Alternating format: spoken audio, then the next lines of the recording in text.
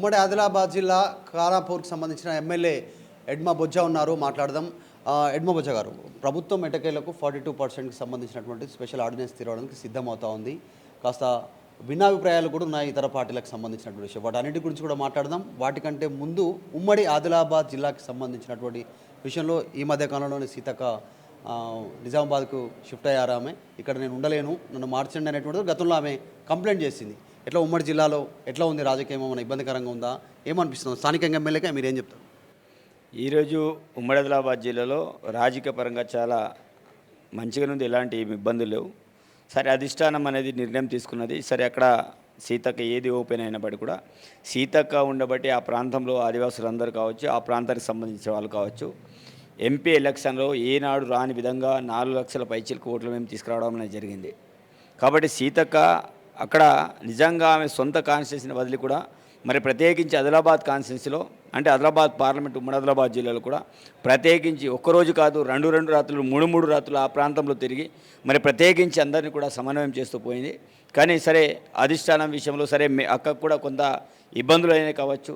వాస్తవంగా అక్క కోరుకునేది ఏంటంటే నా కాన్స్టిట్యూన్సీ దగ్గరకు ఉండాలి అనే కోరుకునేది. మొన్న కూడా చేంజ్ చేసేటప్పుడు మాట్లాడు కూడా నాకు ఖమ్మం ఇస్తే ఇంకా బాగుంటుండే, ఎందుకంటే నా కాన్స్టిట్యూన్సీలు వెళ్ళేవాని పక్కన ఆ కాన్స్టిట్యూన్సీ ఉంటుండే అనే ఆలోచన అక్కగారికి కూడా ఉండే.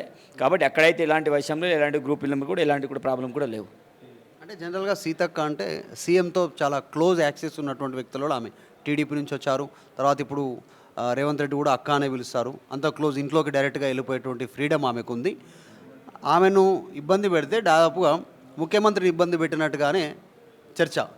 అంటే ముఖ్యమంత్రికి అంత క్లోజ్గా ఉన్నటువంటి సీతక్క విషయంలోనే అక్కడ ఉన్నటువంటి రాజకీయ నాయకులు ఆమె మాట వినకపోవడము, ఆమెను బేఖాతరుగా చేయడము, ఆమెతో ఫోన్లో మాట్లాడడానికి ఇష్టపడకపోవడము, మాకు డైరెక్ట్గా ముఖ్యమంత్రే తెలుసు అనేటువంటి స్టేట్మెంట్ చేయడం, అంటే ఎట్లా అలాంటిది ఏం లేదు. నిజంగా సీతక్క ఉన్న ఫ్రీడమ్ ఎవరి దగ్గర వాస్తవంగా ఉండదు. ఇంకొకటి, సీఎం గారిని ఆమె ఇబ్బంది పెట్టాల్సిన అవసరం కూడా లేదు. సీఎం ఎలాంటి ఇబ్బంది కూడా ఎలాంటి పిడి కూడా పెట్టలేదు వాస్తవంగా. సరే, సీతక్క గారికి కూడా నేను ఇంతకుముందు కూడా చెప్పినాం. ఇంతకుముందు వచ్చినప్పుడు కూడా మేము కూడా కైలాస్ నేత గారు కావచ్చు, మన రియాజ్ గారు కావచ్చు, మేము కూడా మాట్లాడమని జరిగింది. వాస్తవంగా అక్కడ ఎలాంటి ఇబ్బంది లేవు. ఇప్పుడు సీతక్క రేవంత్ రెడ్డి గారికి దగ్గర అయినప్పటికీ కూడా రేవంత్ ఆమె మార్చడంలో కావచ్చు, ఇంకేమైనా కావచ్చు, ఇప్పుడు అధిష్టానం డిసిషన్ తీసుకుంటుంది కదా. మీనాక్షి నటరాజన్ గారు కావచ్చు, అదేవిధంగా మహేష్ కుమార్ గౌర్ కావచ్చు, మిగతా వాళ్ళందరూ కూడా డిసిషన్ తీసుకొని సరే అక్క కూడా రిక్వెస్ట్ పెట్టింది కావచ్చు. ఎందుకంటే ఆదిలాబాద్ అనేది చాలా చివరి జిల్లా, అందరికంటే చాలా దూరమైన జిల్లా. ఒక ఆడది కూడా కొంత రావడం పోవడం ఇబ్బంది కలిగి ఉండొచ్చు. అలాంటిది అయితే ఏం లేదు. సీఎం గారు ఆమెను మార్చాలనో లేకపోతే ఆమె మీద వ్యతిరేకతను ఇంకే అలాంటి కారణాలు అయితే ఇలాంటివి కూడా లేవు. అంటే ఆదిలాబాద్ జిల్లా అంటేనే కోయ, గోండు, ఆదివాసీలు వీళ్ళంతా ఉండేటువంటి ప్రాంతము. వారి సమస్యలు సీతక్కకు తెలిసినంతగా ఎవరికి తెలిసేటువంటి అవకాశం లేదు వాస్తవానికి చెప్పాలంటే అక్కడ. ఎందుకంటే ఆమె నేపథ్యం నుంచి వచ్చారు కాబట్టి ఏ చిన్న సమస్య ఉన్నా, మీరు ఇందాక అన్నారు ఫ్రీడమ్ ఉంటుంది ఆమె దగ్గర అనేటువంటిది. అట్లాంటప్పుడు ఆమెను కొనసాగించేటువంటి అవకాశం ఉన్నా నన్ను మార్చండి అని చెప్పుకునేటువంటి సిచ్యువేషన్ ఏర్పడదు అక్కడ. ఎవరు ప్రధానంగా ఇబ్బంది పెడుతున్నటువంటి వాళ్ళలో ఈ మధ్య ఒకరు సస్పెన్షన్ కూడా గురయ్యారు. దానికి రీజన్ అదేనా? ఇప్పుడు సస్పెన్షన్ అయిన వాడు అతను కాన్స్టిట్యూన్సీలో ఉండక అక్క మీద అనేక రకాల ఆరోపణలు చేయడం కావచ్చు. అట్లాంటి బోడిగాళ్ళు చాలామంది చెప్తుంటారు. వాళ్ళు చెప్పినంత మాత్రాన సీతక్కని అక్కడి నుంచి ఈ ప్రాంతానికి పంపించడం అనేది దాంట్లో వాస్తవం కాదు. కాబట్టి ఆరోపణలు అనేవి చాలా అసంతృప్తులు అనేవి ఉంటాయి. ఒక కాన్స్టిట్యూన్సీలో అనేక రకాల గ్రూపులు ఉంటాయి, అనేక మంది వ్యక్తులు ఉంటారు. కానీ సీతక్క అనేది ఆ రోజు అక్కడ వచ్చినప్పుడు ప్రతి కార్యకర్తను ఆమె కలిసేది, ప్రతి ఒక్క వ్యక్తిని కలిసేది. నిజం చెప్తున్నా కదా, మిగతా మినిస్టర్ దగ్గర వెళ్ళాలంటే ముందు వెనక ఆలోచిస్తారు కావచ్చు, కానీ సీతక్క దగ్గర డైరెక్ట్ ఎవ్వరు కూడా వితౌట్ అపాయింట్మెంట్ తోటి దొరికే సీతక్క ఈరోజు అంతా ఫ్రీడమ్గా ఇచ్చే సీతక్క. మరి మా ప్రాంతంలో కూడా అంటే ఆమెను మార్చడం కూడా మేము కూడా కొంత బాధపడుతున్నాం. వాస్తవంగా ఆమెలో ఉన్న స్వేచ్ఛ కావచ్చు, ఆమె ఫ్రీడమ్ కావచ్చు, ఇంకా అంతగా మిగతా పరిస్థితి వచ్చింది. ఆమె మారాలనే ఆలోచన ఆమెకు ఎందుకు వచ్చింది? ఒక మహిళ, అది కూడా ఆదివాసీ మహిళ. ఇదేనా 2 మహిళ కావడం, ఆదివాసీ కావడమే ఆమెకు ఇబ్బంది కలిగిందా? కొంతమంది అగ్రవర్ణాలు ఆమెను ఇబ్బంది పెట్టే ప్రయత్నం చేసిరా ఆ జిల్లాలో? ఎవరు అగ్రవర్ణాలు ఇబ్బంది పెట్టే పరిస్థితి లేదు. ఎక్కడ అగ్రవర్ణాలు కూడా ఎవరెవరో మినిస్టర్ స్థాయి కూడా అక్కడ ఎవరికి లేదు. ఎవరైనా ఆ ప్రాంతంలో ఎక్కువ మంది ఎమ్మెల్యేలు ఉన్నారంటే దానికి ఒక అర్థం ఉంటుంది కదా. దాంట్లో తిరిగేది మ్యాక్సిమంగా ఆదిలాబాద్ పార్లమెంట్ పదవులను ఎక్కువగా తిరిగేది. కానీ అట్లాంటి అగ్రవర్ణాలు కావచ్చు ఎవరు కూడా ఇబ్బంది పెట్టలే. ఆదివాసనే కాకుండా ఈరోజు ఆమె కూడా కొంత ఇబ్బంది కదా, ఎందుకంటే దూరం ప్రాంతం, చివరి ప్రాంతం వెళ్ళాలంటే కొంత ఇబ్బంది పడేది. సరే, వెళ్ళి అంత దూరం వెళ్ళాలి, మళ్ళీ హైదరాబాద్ రావాలి, మినిస్టర్ లెవెల్ ఇక్కడ పెద్ద పోటీ ఉండడం, ఒకవైపు నియోజకవర్గం, అది కూడా కొంత ఆమె అనేది ఏంటిదంటే కొంత దగ్గరలో ఉంటే బాగుంటుందని ఆమె యొక్క ఆలోచన. వేరే కారణాలు ఎలాంటి కారణాలు లేవు.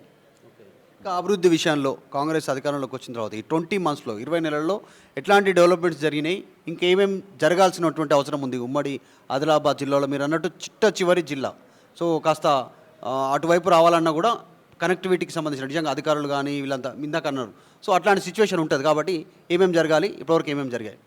వాస్తవంగా నా నియోజకవర్గాన్ని చూసినట్లయితే ఇప్పటివరకు కూడా నేను ఎప్పుడైతే ఎమ్మెల్యే అయిన వెంటనే గౌరవ ముఖ్యమంత్రి గారు మొట్టమొదటిగా మాకు కూడా సూచన చేసేది ఏంటంటే దీర్ఘకాలికమైన సమస్యల మీద దృష్టి పెట్టమని చెప్పడం అనేది జరిగింది.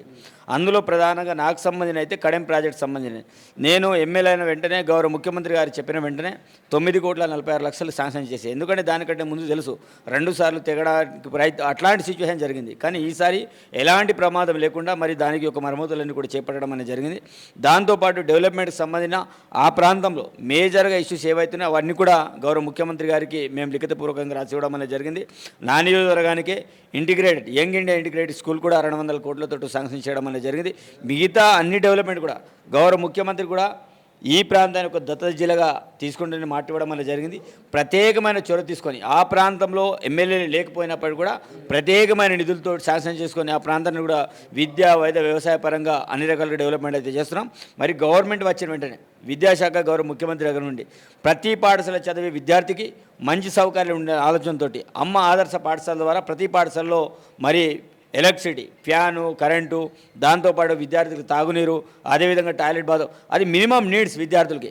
అలాంటి కార్యక్రమాన్ని రాష్ట్ర వ్యాప్తంగా అమలు చేయడం అనేది జరిగింది.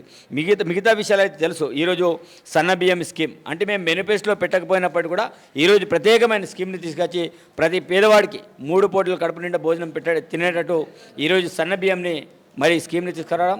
అదేవిధంగా రేషన్ కార్డులు నా నియోజకవర్గం దగ్గర 10,000 చొప్పున ఇప్పుడు 10,000 మందికి రేషన్ కార్డులు పంపిణీ చేయడం అనేది జరిగింది. ఆ 10 సంవత్సరాలు ఎక్కడ ఒక్క రేషన్ కార్డులు ఆరే. అదేవిధంగా రుణమాఫీ విషయం చాలామందికి మేము 100% మాఫీ చేయడం అనేది జరిగింది. కొంతమంది బీజేపీ వాళ్ళు బీఆర్ఎస్ వాళ్ళు మాట్లాడతారు ఈరోజు చాలామందికి రుణమాఫీ చేయలేదని. అదే కేసీఆర్ ఆ రోజులో 1,00,000 రుణమాఫీ చేస్తానని ఎక్కడ కూడా రూపాయి కూడా మాఫీ చేయలే. మరి ఈరోజు చాలామందికి రుణమాఫీ కాకపోవడానికి కారణం ఆ రోజుల్లో కేసీఆర్ రేషన్ కార్డులు ఇచ్చుంటే ప్రతి కుటుంబానికి మాఫీ అయ్యేది. ఎందుకంటే కుటుంబాలు వేరైనాయి. చాలామందికి రేషన్ కార్డు లేక ఉమ్మడి కుటుంబం కింద ఉండి అయ్య పేరు మీద, తమ్ముడి పేరు మీద, వాళ్ళ భార్య పేరు మీద లోన్ ఉండడం వల్ల 2 లక్షల పైచిలకు వాళ్ళకే రుణమాఫీ కాలే. కానీ 100% 2 లక్షల రుణమాఫీ 100% మేము మాఫీ చేయడం అనేది జరిగింది. అదేవిధంగా మొన్న రైతు భరోసా 9 రోజుల 9,000 కోట్లు అందరికీ రైతు భరోసా కింద డబ్బులు ఇచ్చాం. అదేవిధంగా 200 యూనిట్ ఉచిత విద్యుత్, 500 గ్యాస్ సిలిండరు, అదేవిధంగా 10 లక్షల హెల్త్ ఇన్సూరెన్సు, ఇట్లా చెప్పుకుంటూ పోతే చాలా. అంటే సంవత్సరాల కాలంలో ఆర్థికంగా ఎన్ని ఇబ్బందులు ఉన్నా మరి వాటన్నిటి గుండా ఎదుర్కొంటూ మా మంత్రివర్గం కావచ్చు, గౌరవ ముఖ్యమంత్రి కావచ్చు, అనేక రకమైన సంవత్సరాల కాలంలో అనేక రకాల స్కీమ్లు స్టార్ట్ చేయడం అనేది జరిగింది. అదేవిధంగా పేదోళ్లకు ఇంద్రమిల్లు ప్రతి నియోజకవర్గానికి 3,500 చొప్పున మరి ఇంద్రమిల్లు ఇవ్వడం జరిగింది. మరి ప్రత్యేకించి ఐటీడీ ఉన్న ప్రాంతాల్లో ఒక్కొక్క నియోజకవర్గంగా 500 అదనంగా ఇల్లు ఇవ్వడం అనేది జరిగింది. అదేవిధంగా నిన్న కాదు మొన్న మళ్ళా కొన్ని ఇంకా 1,500 చొప్పున అదనంగా ఇంకో కొన్ని ఇల్లు ఇవ్వడం అనేది జరిగింది. అంటే ఒక నియోజకవర్గం దగ్గర 5,000 వరకు ఇంద్రమ్మ ఇళ్ళని ఇచ్చే కార్యక్రమాన్ని చేపట్టడం అనేది జరిగింది. కానీ ఆ 10 సంవత్సరాలు ఎక్కడ కూడా డబుల్ బెడ్రూమ్ రాలే, ఏది కూడా చేయలే. కాబట్టి ఈ రకంగా గవర్నమెంట్ అనేది ఇప్పుడు ప్రజాప్రభుత్వం మెల్లమెల్లగా ప్రజలు ఏం కోరుకుంటున్నారో ప్రజలు కోరుకునే విధంగా ఈరోజు పరిపాలన రాష్ట్రంలో నడుస్తున్నది. ఎగ్జాక్ట్లీ. ఇప్పుడు ఆ ఎస్టీలంతా కూడా ఈసారి అంటే మిగతా అన్ని వర్గాల లాగానే బీసీలు, ఎస్సీలు, ఎస్టీల లాగానే ఎస్టీలు కూడా ఈసారి అంతా కూడా ఒక వర్గం అంతా కాంగ్రెస్కు మద్దతు తెలిపింది. అందులో భాగంగానే కాంగ్రెస్ అధికారంలోకి రావడానికి సహాయపడ్డారు అనేటువంటిది వెర్షన్ వినిపించే ప్రయత్నం చేస్తూ ఉన్నారు. ఎస్టీల నుంచి ఆదివాసీ మహిళగా సీతక్కకు అవకాశం దొరికితే లంబాడాలకు కూడా మంత్రివర్గంలో అవకాశం ఇవ్వాలి అనేటువంటి డిమాండు ఉంది. త్వరలో పెద్ద భారీ బహిరంగ సభకు ప్లాన్ చేస్తూ ఉన్నారు. అసంతృప్తిగా ఉన్నారు లంబాడాలంతా కూడా. ఆ అంశం పైన ఎడ్మబొజ్జ దీనిపైన ఏం చెప్తారు? ఈరోజు బయట వ్యక్తులు మాట్లాడుతున్నారు, ఏ లంబాడి సోదరులు కూడా అసంతృప్తిగా లేరు. ఈరోజు వాళ్ళకి ప్రత్యేకించి డిప్యూటీ స్పీకర్ పదవి కావచ్చు, దాంతోపాటు మరి ఎమ్మెల్సీ కావచ్చు, మిగతా ఇట్లా ఒకవైపు పొలిటికల్, ఒకవైపు బ్యూరోక్రాట్స్ వైపు చూసినా చాలా పెద్ద ఆఫీసులలో ఐఏఎస్ ఆఫీసర్లుగా వాళ్ళని మంచి హోదాల్లో కూడా పెట్టడం అనేది జరిగింది. ఎక్కడ కూడా మాట్లాడలేదు. ఇది ఒక మా మధ్య ఏదో కాంట్రవర్సీ పెట్టడానికి, ఒక కాంట్రవర్సీకి సంబంధం లేకుండా ఇప్పుడు ఆల్రెడీ ఎస్సీలలో ఉప ముఖ్యమంత్రి, 2 మంత్రులు, అంటే మొత్తం మంత్రివర్గంలో 3కి అవకాశం, ఒకరు స్పీకరు, 4కి అవకాశం దక్కింది అన్ని రకాలుగా కూడా. సో అట్లా ఆ ఆప్షన్ వైజ్గా చూస్తే లంబాడాకు కూడా ఒకరికి ఇవ్వాలనేటువంటి డిమాండ్ ఉంది. వాళ్ళు లెటర్ రాశారు అధిష్టానానికి. ఇస్తే బాగుంటుందా ఏంటి? ఎమ్మెల్యే ఎడ్మబొజ్జ ఏం చెప్తారు? 100% ఈరోజు వాళ్ళు కోరుకునే విధంగా అధిష్టానం నిర్ణయం తీసుకుంటుంది. ఈరోజు నేను చెప్పినంత మాత్రాన మంత్రి పదవులు రావు. నేను ఎవరిని కూడా తిరస్కరించడం లేదు. ఏ డిసిషన్ తీసుకున్నా పీసీసీ అధ్యక్షుడు మహేష్ కుమార్ గౌడ్ గారు, మీనాక్షి నటరాజన్ గారు, అదేవిధంగా అధిష్టానం, అదేవిధంగా వారంతా కూడా ముఖ్యమంత్రి వాళ్ళంతా కూర్చొని డిసిషన్ తీసుకుంటారు. ఇప్పుడు ఆ నిర్ణయంలో మనం వద్దని ఇంకేదో కావాలనే కాన్సెప్ట్ చెప్పడం ముఖ్యం నేను కాదు. కాబట్టి అది వాళ్ళు కోరుకోవడంలో తప్పు లేదు. వాళ్ళు కోరుకుంటే వాళ్ళు ఇవ్వాలనుకుంటే తప్పకుండా మంత్రివర్గం అంతా వాళ్ళంతా చర్చించుకొని ఇచ్చేస్తుంది. దాంట్లో ఎలాంటి సందేహం లేదు. రాష్ట్రంలో ఎట్లా అనిపిస్తూ ఉంది 42% రిజర్వేషన్ ఖరారు చేసిన తర్వాత? అంటే ఆర్డినెన్స్ తీసుకొస్తామంటున్నారు, ఇంకా గవర్నర్కి పంపుతామంటున్నారు. అది క్లారిటీ 2 రోజుల్లో మండే వరకు క్లారిటీ వస్తుంది అంటున్నారు. అసలు ఏం జరగబోతుంది, దాని ఎఫెక్ట్ ఎట్లా ఉంటుంది ఎటుపోచారు? ఈరోజు 42 రిజర్వేషన్ అనేది అది ఒక గొప్ప చారిత్రాత్మక నిర్ణయం. అంటే ఏ రాష్ట్రం ఎవరు కూడా తీసుకునే నిర్ణయాన్ని రాహుల్ గాంధీ గారు చెప్పిన ఏదైతే విజన్ ఉందో ఆ యొక్క విజన్ని గౌరవ ముఖ్యమంత్రి రేవంత్ రెడ్డి గారు అమలు చేస్తున్నారు. ఈరోజు 42 రిజర్వేషన్ తోటి ఈరోజు చాలామందికి బీసీ బ్యాక్వర్డ్ క్లాసెస్ వాళ్ళకి మంచి అవకాశాలు వస్తాయి. ఈ యొక్క నిర్ణయంలో మిగతా పార్టీలన్నీ కూడా సపోర్ట్ చేయాలి. మేమంతా కూడా అసెంబ్లీలో తీర్మానం చేసి మరి కేంద్రానికి పంపడం అనేది జరిగింది. ఒకవైపు బీజేపీ వాళ్ళు దీనికి మద్దతు ఇచ్చే ప్రక్రియ వాళ్ళకు లేదు, వాళ్ళు సపోర్ట్ చేసే పరిస్థితులు లేరు. అందుకే మేము ప్రత్యేకించి రాష్ట్రంలో మంత్రివర్గం అంతా కూర్చొని ఆర్డినెన్స్ల ద్వారా అయినా ఒకవేళ బీజేపీ వాళ్ళు సపోర్ట్ చేయకపోయినా రాకపోయినా మేము పార్టీ పరంగా మిమ్మల్ని డైరెక్ట్గా ఇస్తామని మా అధ్యక్షుడు కావచ్చు, మా సీఎం గారు కావచ్చు స్పష్టంగా చెప్పడం అనేది జరిగింది.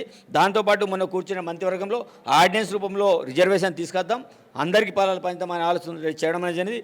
దీంతో తెలంగాణ రాష్ట్రంలో బీసీ బిడ్డలందరూ కూడా హర్షం వ్యక్తం చేస్తున్నారు. నిన్ననే ఆల్రెడీ ఆర్ కృష్ణయ్య గారు బీసీ ఉద్యమం చేపట్టే వాళ్ళందరూ కూడా గౌరవ ముఖ్యమంత్రి దగ్గర వెళ్ళి అతనికి ప్రత్యేకమైన ధన్యవాదాలు కూడా తెలియజేయడం అనేది జరిగింది. దీనివల్ల చాలా నిమ్న వర్గాలకి ఒక మంచి జరుగుతుంది ఇస్తామని నేను తెలియజేస్తున్నాను. స్థానిక సంస్థలు ఎట్లా ఉండబోతుంది దీని రిఫ్లెక్షన్? స్థానిక సంస్థలు 100% మేము అన్ని చోట్ల విజయం సాధిస్తాం, దాంట్లో ఎలాంటి సందేహం లేదు. ఈరోజు బీజేపీ వాళ్ళకి బీఆర్ఎస్ వాళ్ళకి ఓట్లు అడిగే హక్కు కూడా వాళ్ళకి లేదు. ఎందుకంటే ఏ బేస్ మీద వాళ్ళు ఓట్లు అడుగుతారు? ఇప్పుడు బీఆర్ఎస్ వాళ్ళు కావచ్చు, బీజేపీ వాళ్ళు ఏమని ఓట్లు అడిగే హక్కు వాళ్ళకి ఏముంది? ఈరోజు బీజేపీ వాళ్ళు ఏదో మల మధ్య చిచ్చు పెట్టే ప్రయత్నం చేస్తారు. అదేవిధంగా బీఆర్ఎస్ వాళ్ళు క్షేత్రస్థాయిలో పోయి ఏం తులం బంగారం ఏమైందని ఒకరు మాట్లాడతారు, లేకపోతే పెన్షన్ ఏమైంది ఇంకొకరు మాట్లాడతారు. 100% తులం బంగారం ఏ రోజు ఇవ్వాలో ఆ రోజు మేము ఇస్తాం. అదేవిధంగా పెన్షన్ ఏ రోజు స్టార్ట్ చేయాలో మేము స్టార్ట్ చేస్తాం. సంవత్సరాల కాలంలో మేము ఎన్ని రకాల స్కీములు స్టార్ట్ చేస్తాం ఒకసారి వాళ్ళు గుర్తు చేయాలి.